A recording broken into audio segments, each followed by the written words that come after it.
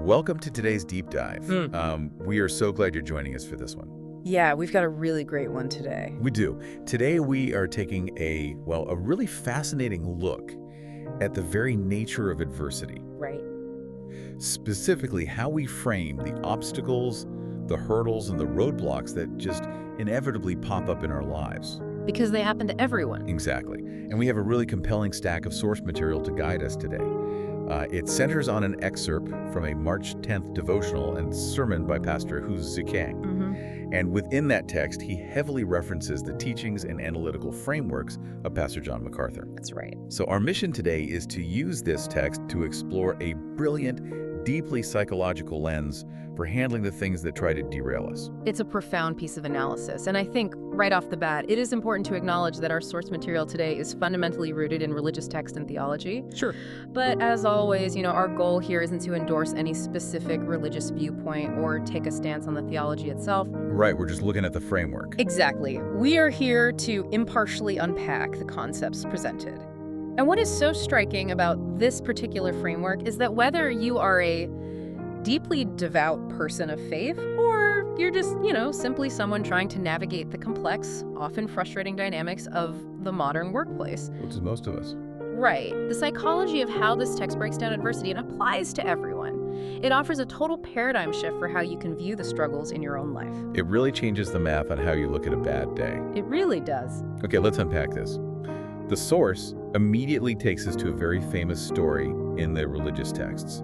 The story of Jesus in the wilderness, specifically from the book of Matthew, chapter 4, verses 1 through 11. Right, a very well-known passage. And the analysis points out something that feels a bit like a paradox at first glance.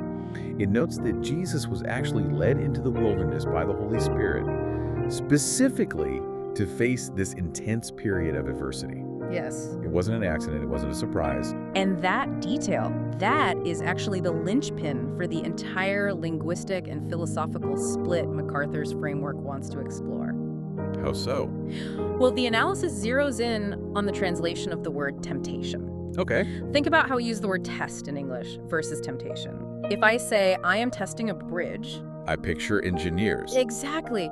You picture engineers measuring structural integrity, applying pressure to make sure it is safe for the public. Right. But if I say I am tempting a bridge... That doesn't even make sense. Right, it sounds ridiculous. Yeah, tempting a bridge sounds like you are actively trying to bribe it to collapse.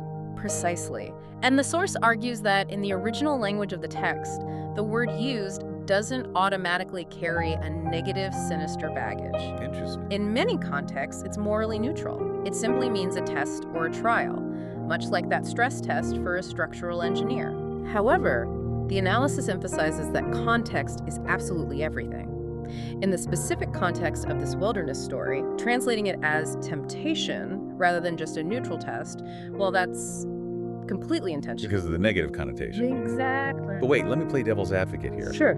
If it is the exact same external circumstance, let's say you're facing a massive financial loss or a devastating setback at work. Yeah, real world stuff. Right.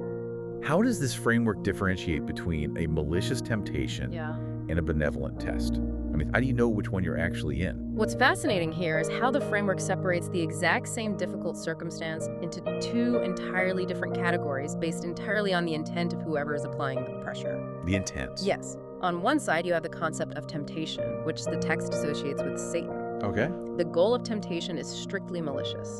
The intent is to find a weakness, exploit it, and induce a person to commit evil, to fall into sin, or to ultimately be destroyed. Wow. The desired outcome is your failure. So going back to the analogy, the pressure is applied to break the bridge. Yes, exactly that. But then, on the exact opposite side of the coin, you have the concept of a test or a trial, which the text associates with God. Right. And here's the mind-bending part. God might allow or use those exact same brutal circumstances, but the intent is entirely benevolent. So it's the same pressure. Same pressure. But the goal isn't to break the person. The goal is to refine them, to prove their worth, and to ultimately benefit them as part of a much grander plan. That's a huge distinction. It is the same fire, but a different blacksmith. One wants to burn you to ashes, the other wants to forge you into steel. That is a brilliant way to visualize it. I love that. Yeah, the source is very clear on this. And it emphasizes that we cannot mix these two concepts up just to fit our own narratives. Temptation is a trap set for your downfall. Testing is a crucible designed for your elevation. Perfectly said. And understanding that difference and recognizing that a single difficult moment can simultaneously be both a malicious temptation and a benevolent test, that's the key to surviving the wilderness periods in your own life. It is. And the source actually uses a really mundane, everyday story from early America to illustrate this split. Oh, the bus story. Yes. It's an anecdote that Pastor Schuess said influenced his attitude for decades. It involves a new pastor, a local bus ride, and exactly 10 cents of incorrect change. I found this story incredibly compelling because it is just so ordinary. So relatable. Right. The setup is simple. A new pastor moves to a small town. He doesn't know anybody yet, and he's relying on the local bus to get around. So he gets on the bus one afternoon, and the fare is exactly 85 cents. He reaches into his pocket, hands the bus driver a $1 bill, and takes his seat. Standard interaction. Totally. A moment later, the driver hands him his change. The pastor looks down at his hand and realizes the driver gave him 25 cents back. Right, so a quick bit of math for everyone listening. $1 minus 85 cents should be 15 cents in change. Right. But the driver handed back a quarter. He gave him an extra dime. 10 cents. Yeah. A completely insignificant amount of money, especially today. But even back then, it's just a dime. Barely anything. But the pastor's internal monologue here is what makes this a universal experience. He can so easily just slip it into his pocket. Oh, absolutely. The rationalizations are probably firing off in his head immediately. Like, the bus company makes plenty of money. Or it's just 10 cents, the driver won't care. Right. It isn't worth holding up the line and making a scene. It's the ultimate victimless crime in his mind. No one would ever know. Exactly. But he doesn't pocket it. He walks back up to the front, hands the coin back to the driver, and says, "Sir, you gave me a dime too much." And the driver's response is the crux of the whole philosophy. Yes. The driver looks at him and says, "I did it on purpose." Wow. Right. The driver explains that he knew the new pastor had just arrived in town. He was trying to decide whether or not he wanted to go to this new guy's church that coming Sunday. So he set a trap. Exactly. He decided to test the pastor's honesty over 10 cents. Here's where it gets really interesting. MacArthur's framework suggests that if the pastor had pocketed that 10 cents, it wouldn't have mattered how eloquent his sermon was that Sunday. Not one bit. It wouldn't have mattered how much truth he spoke from the pulpit or how beautifully he articulated his theology. To that bus driver, all of those words would have been completely empty and meaningless, all because of a 10-cent failure. Think about the dual nature of that extra dime based on the linguistic split we just discussed. Okay, lay it out. On one level, that dime was a temptation. It was an incredibly subtle invitation to be greedy, to be dishonest in a way that seemed completely untraceable. A tiny trap. Right. If he pockets the dime, he fails the temptation, and his reputation with that driver is destroyed before it even begins. But simultaneously, because he handed it back, he passed a test. The dime was an opportunity to prove his integrity.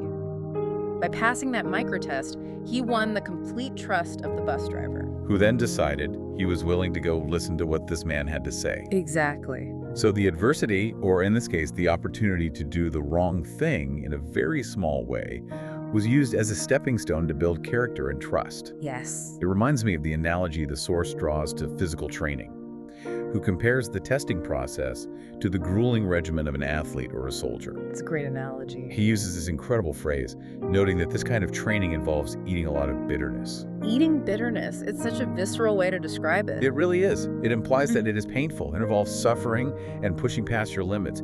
But that bitterness is profoundly meaningful because it is the only mechanism that produces real growth. And to highlight the necessity of that bitterness, the text offers a really striking contrast.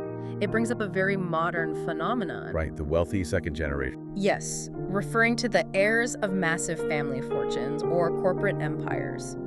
The analysis paints a picture of what happens when someone inherits incredible wealth and power without ever having to go through the fiery crucible of testing. Hugh calls them flowers in a greenhouse. It's a perfect metaphor. Why is that? Well, in a greenhouse, the temperature is always perfectly controlled. There are no harsh winds, no sudden frosts, no droughts. It's completely artificial. Right.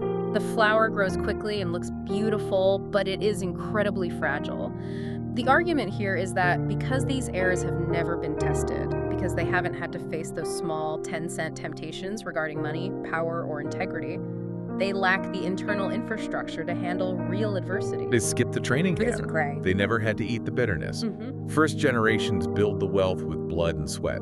Second generations watch them build it. But the third generation is often just handed the keys to a mansion they don't know how to maintain. Which is exactly why the source notes you often see wealth fail to last past that third generation. It just evaporates. Right. Because when real temptation finally hits these untested individuals, they easily derail. They stumble over issues involving money or power because they were never inoculated against those temptations through smaller friction. So let's bring this back to you, the listener, and your daily life. Yeah, let's make it practical. Think about your workplace or your career progression. If you are constantly shielded from difficult clients, you become a greenhouse flower. You do. So when you finally get promoted to an executive role and a massive crisis hits, you shatter. Because you don't have the calluses. Exactly. The micromanaging boss you have right now, the tight budgets, the annoying and logistical hurdles. This framework is essentially arguing that they are the friction required to build your professional calluses. They're your training weights. Yes, they are the exact elements required to build the capacity you will need for the larger responsibilities you want in the future. So we see how this plays out for a pastor on a bus or a modern professional dealing with a tough boss. But MacArthur's analysis actually scales this up to a massive historical level. It does. The source dives into ancient case studies to show how this dynamic plays out on a macro scale, bringing up the historical accounts of Job and Joseph. Job is a really intense example. Job is a prime example of a macro-level crucible. The source touches on his story to show what extreme testing looks like. Job was subjected to unimaginable loss. His wealth, his health, his family. Everything. The temptation there, the malicious intent, was to push him to completely abandon his faith and his integrity, to curse his existence. To break the bridge. Right. But the framework argues that a benevolent intent was operating simultaneously. Those exact same horrific circumstances were used to ultimately reaffirm Job's holiness, his resilience, and his value. That is just a staggering psychological weight to carry, to look at total devastation and recognize a refining process within it. It takes a monumental shift in perspective. The sheer scale of that is hard to wrap your head around, right? Right. But the text really spends a massive amount of time analyzing the life of Joseph. Yes. Reading this portion of the source material felt less like ancient history and more like a masterclass in executive management and psychological resilience. It really reads like a modern biography of a CEO. It does. The trajectory of Joseph's life is wild. He is deeply mistreated by his own brothers, betrayed by his own blood, and essentially sold off into Egypt as a slave. We really need to pause and look at the psychological danger of that specific moment. Okay. The text points out that given his circumstances, Joseph could have incredibly easily succumbed to the temptation of depression. It specifically uses the phrase, the bitterness of sin. The bitterness of sin. Yeah. When you are profoundly wronged by people you trust, the temptation to let that bitterness rot you from the inside out is massive. It is the easiest thing in the world to just become completely cynical. Oh, yeah. You give up, you just say the world is rigged, people are evil, Right. and there is no point in trying to be a person of integrity. Why bother playing by the rules if the game is rigged? Right. But the analysis, referencing Genesis 50:20, points out that Joseph took a completely different path. He recognized a higher sovereign hand at work in his life. He shifted his lens. He chose to view his brutal reality not as a trap meant to destroy him, but as a test meant to prepare him. And look at how he handled the micro-tests along the way. His story is a series of escalating crucibles. It's just one thing after another. First, he is a slave in the house of a high-ranking official named Potiphar. Here, he faces intense temptations. Specifically, the text mentions the temptation of lust regarding Potiphar's wife. Right. He refuses to compromise his integrity, and what happens? He gets falsely accused and thrown into a degrading prison. Talk about eating bitterness. Seriously, he does the right thing, he passes the test, and he gets punished for it anyway. It's so unfair. That is the moment where most of us would finally throw our hands up and say, okay, being good doesn't pay off. I'm done. But even in prison, he doesn't give in to the bitterness. He doesn't succumb to the temptation of despair. Instead, the source highlights that Joseph managed the small things perfectly. He kept working. First, he had successfully managed Potiphar's household logistics. Then, even as an inmate, he ended up managing the administration of the prison itself. He is essentially an inmate running the asylum. Exactly. It's a thankless, invisible job in a dark cell. But he continuously passed these small, brutal, seemingly unfair tests. You know, I didn't even think about the skill acquisition happening there. Oh, it's huge. He is learning logistics, supply chain management, conflict resolution, all while sitting in a dungeon. And the payoff for passing those tests is staggering. The text points out that because he proved his integrity and his administrative capabilities in the dark, unseen corners of a household and a prison, he was ready when the ultimate crisis hit Egypt. The famine. Yes. When Pharaoh needed someone to manage a catastrophic famine, he entrusted Joseph with the management of the entire nation. Joseph became the second most powerful man in the world.